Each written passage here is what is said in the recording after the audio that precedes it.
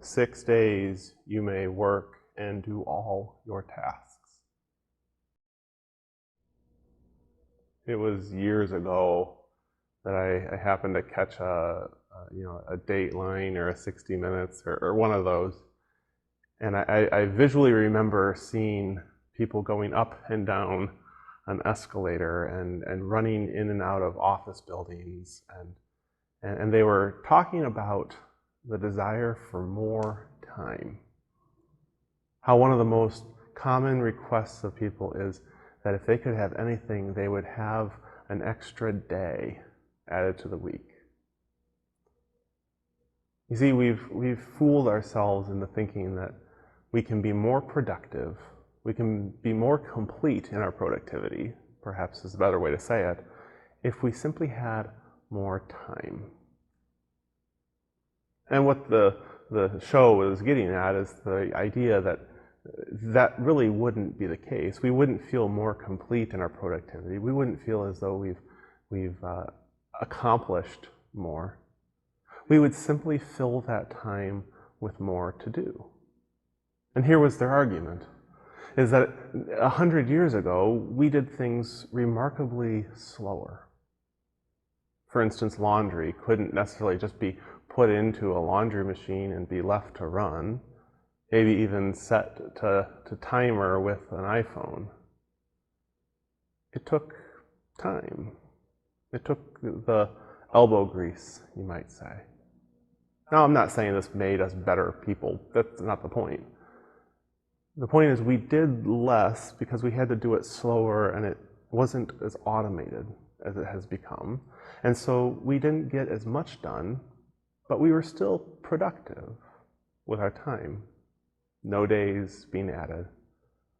Now, as things have sped up and we've found ways to create more automation and an ease of use, we've been able to get more done, certainly. We've been able to speed up, but that has not made us feel more accomplished, just more rushed. So what would adding an 8th day to the week look like? Just one more busy day. Still feeling as though we haven't caught up. Here in Deuteronomy, we find God offering the command of Sabbath and these important words. You may work those 6 days. And that's where I stopped. Because it's a reminder to us that God encourages us to be productive in those 6 days. God encourages us to be creative in those days. That doesn't mean producing for the sake of producing. It means to produce and to do for the sake of being creative. Not all that dissimilar from how kids can use their creativity to do and to be. But we all know there's that 7th day. We call it Sabbath. Maybe it's not always the same day for every person. And that's okay. But it's a recognition that we need to take time to slow it down.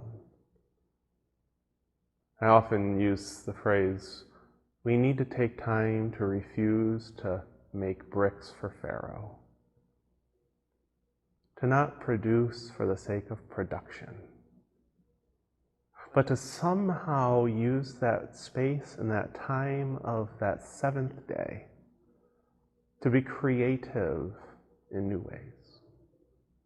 To be creative with our sense of self, to be creative with our sense of being, our spirituality, our health. To give ourselves time to rest, if not only for a moment to refuse to make bricks, it might also give us the rest we need to enjoy the 6 days more. Don't let Sabbath be a command that feels restrictive. Let it be a prescription that will help to heal an ailing soul, an ailing body, an ailing life. Let it reset you let it give you a moment to pause and to recognize the beauty even in a day of not creating as we have the last 6. Amen.